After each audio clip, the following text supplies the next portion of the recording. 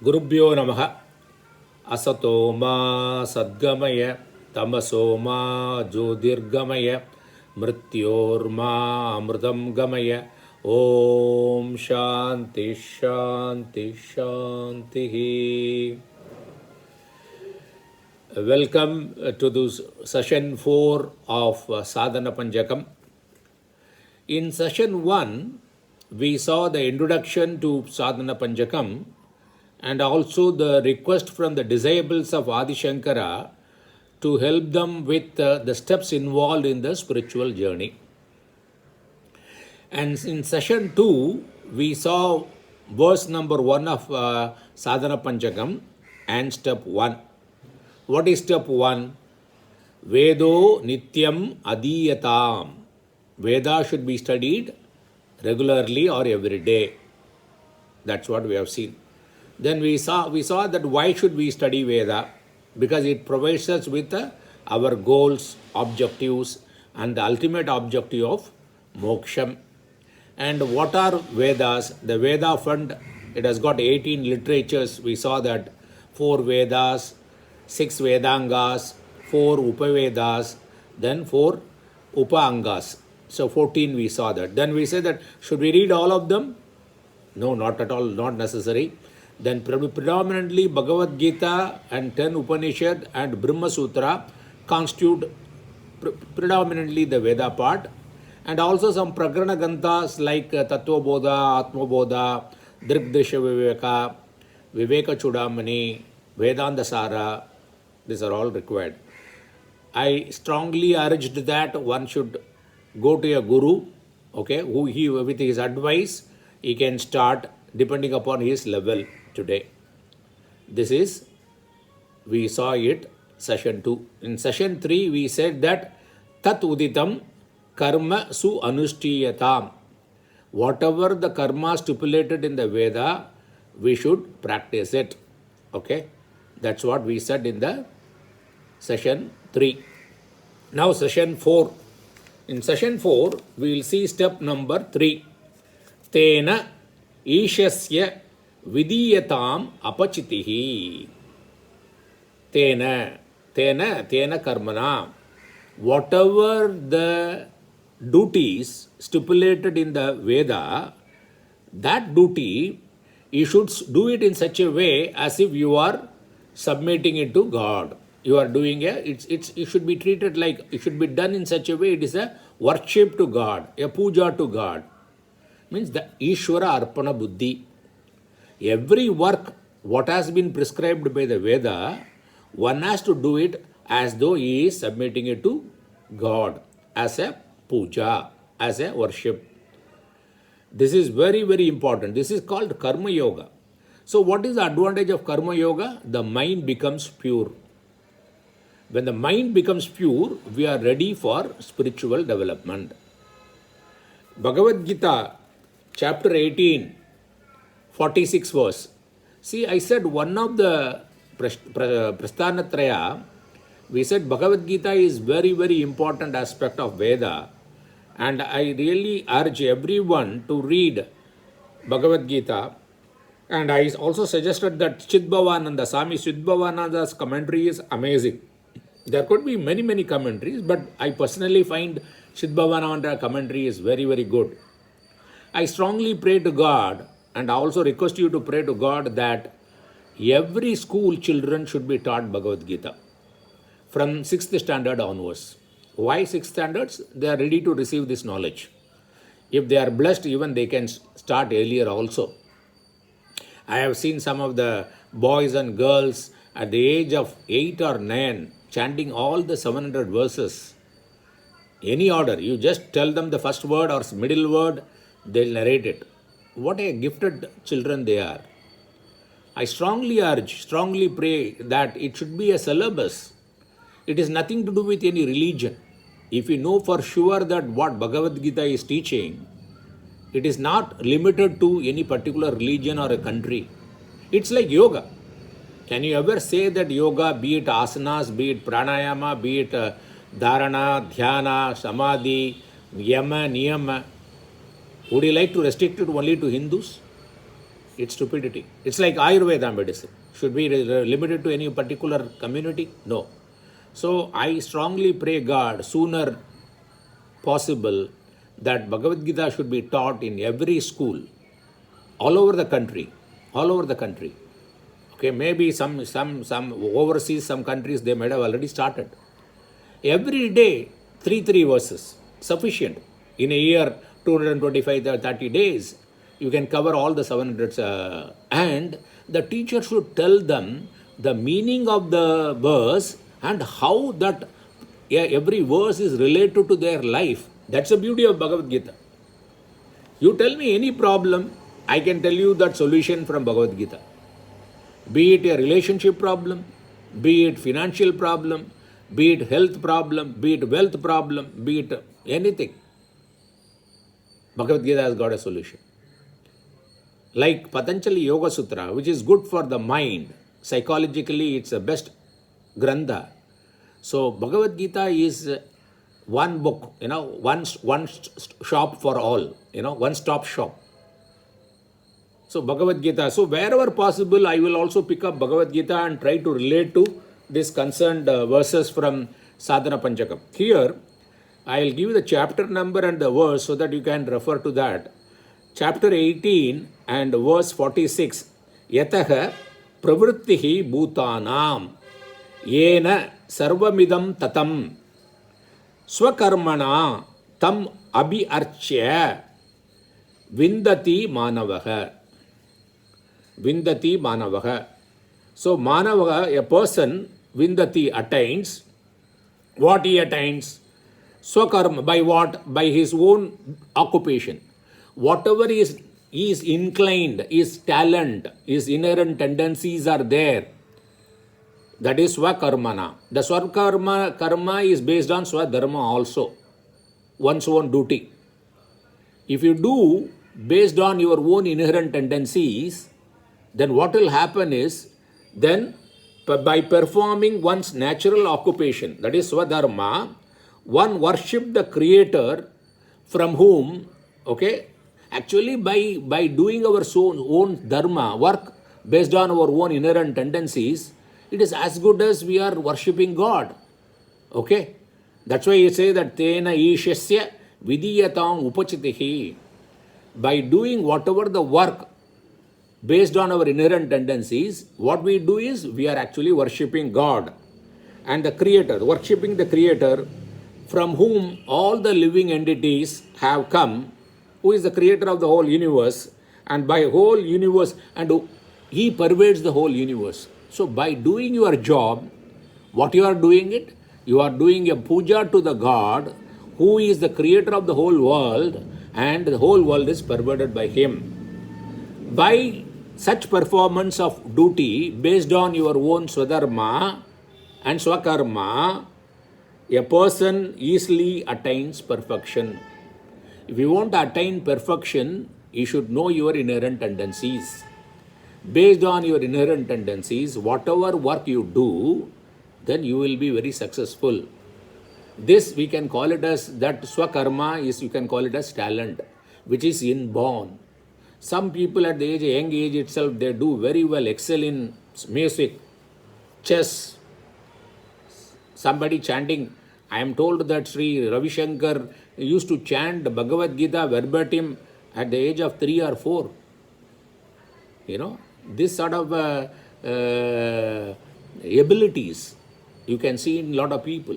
So as parents, we should find out what are the talents of the children and encourage them to polish that. How do we polish? By appropriate attitude, skill and knowledge.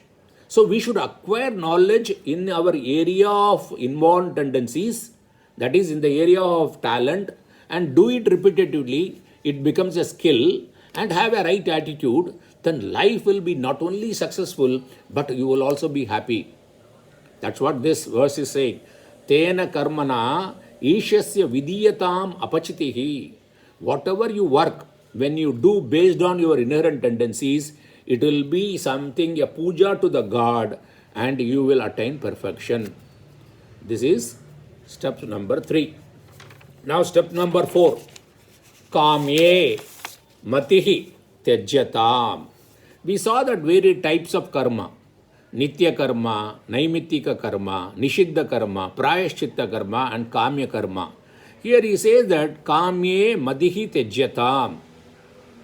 We should restrict our mind to Kamya karma, a selfish act. Okay? Artha and Kama, acquiring objects and sensory pleasures, limited. Use it only as a means to reach the higher goal of moksham. Sakama karma is based on our likes and dislikes. The Kamya karma is based on our likes and dislikes, and these are all optional and meant for material well-being, like Artha Kama Siddhyartham.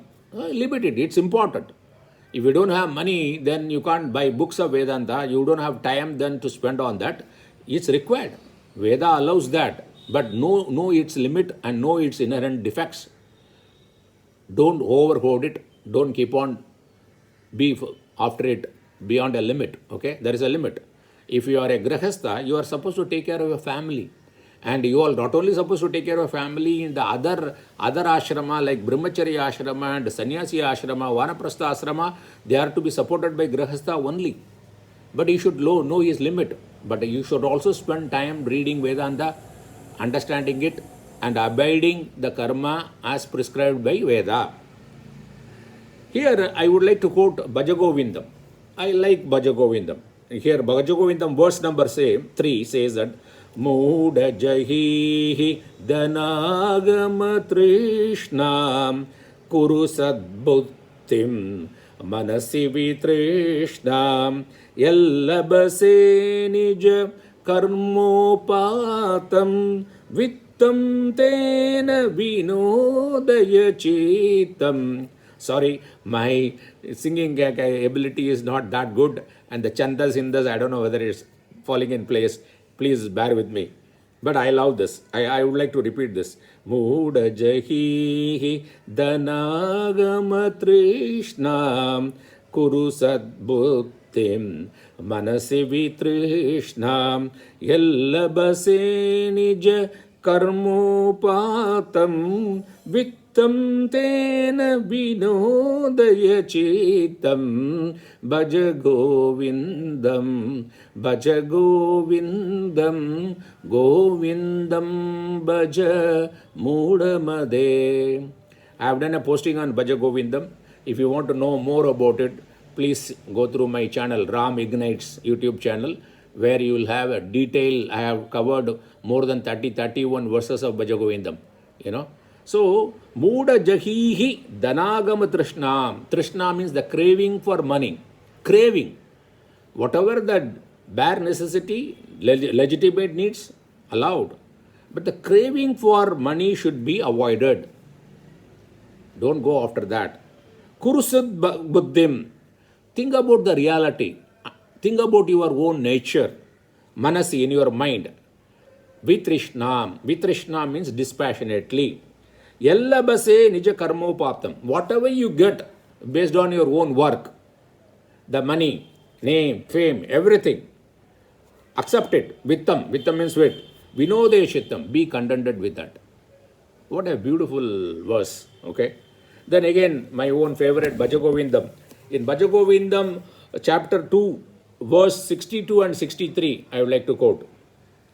Dhyayato Vishayan Pumsaha Sangahateshu Ubajayate Sangat Sanjayate Kamaha Kamat Krodaha Abhijayate Krodat Bhavati Sammohaha Sammohat Smriti Vibramaha Smriti Brumshat Buddhinashaha Buddhinashat Pranashyati. What he says that, what is the meaning of this? The meaning is Dhyayato Vishayan Pumsaha. When you start looking at, contemplating upon sense objects, when human being, they started contemplating on any sense object, Sangahateshu Ubajayate, then you create an attachment, association with that. When you look at any object, okay, or when you are contemplating, you are thinking about it, then unknowingly there is a attachment towards the object. Sangat Sanjayate Kamaha. When you keep on thinking, you develop an attachment, an inclination towards the object that creates a desire. See how the step is happening. Initially, you just think about it, then you have association with it. When with the association, there is a desire for that object. Then kamat krodha abhijayate. When you don't get the object of your desire, then you become angry. Then krodhat bhavati samoha.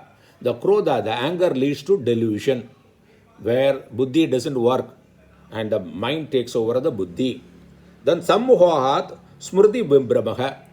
When you are deluded, then you lose the power of the memory. Okay? Then smriti brimshat buddhi nashaka. When you lose the power of memory, the intellect is destroyed. Then buddhi nashat pranashyati. When the buddhi is destroyed, the person is ruined. So be careful about the kamya karma. Know the limits very clearly. Be contented. This is what the meaning of this step 4. Kamye matihi tyajyatam. Now, I would like to conclude the first 4 verses, okay, because the first 4 verses are related to brahmacharya, ashram, or studentship life of studentship. So, we saw that step 1, what is the yoga? The step 1 is what? Vedo nityam adiyatam. That step 1 is Jnana Yoga. It teaches us Jnana Yoga and it recommends what? The action. What is the action required? Study of scriptures and develop thinking. Develop proper thinking. Then, what is the fruit? What is the result? You get knowledge. The second step is Karma Yoga. What we say that? Tat uditam karma su anushtiyatam. Karma Yoga. Then diligence in duties, the skill in action, that we see that. So what is that fruit we get? Skill and perfection. The step 1 and 2 is secular step. What is secular step means? It helps you to get artha and kama, these 2 objectives. That is objects and pleasures. Pleasures of enjoying the objects. Then the step 3 and 4, they are spiritual steps. They are focused on dharma and moksha, other 2 objectives.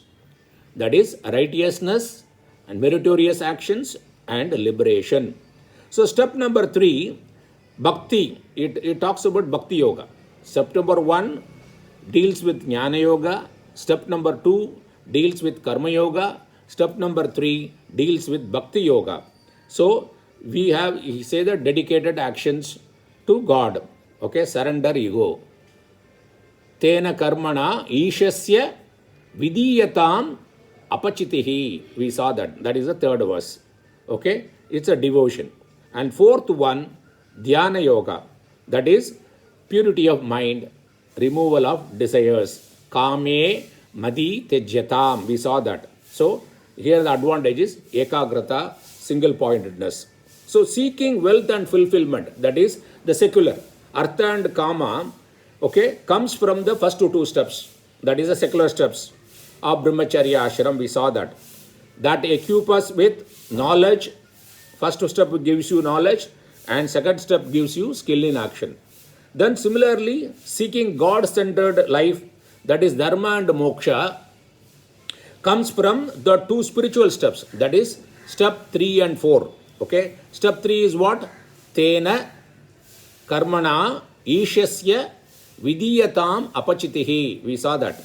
Whatever the work you do, which is prescribed, stipulated by the Veda, that is, you offer it to God as worship or puja. And so, brahmacharya ashram, that equips us with dedication to God and renunciation of desire. Kame madi tejyatam.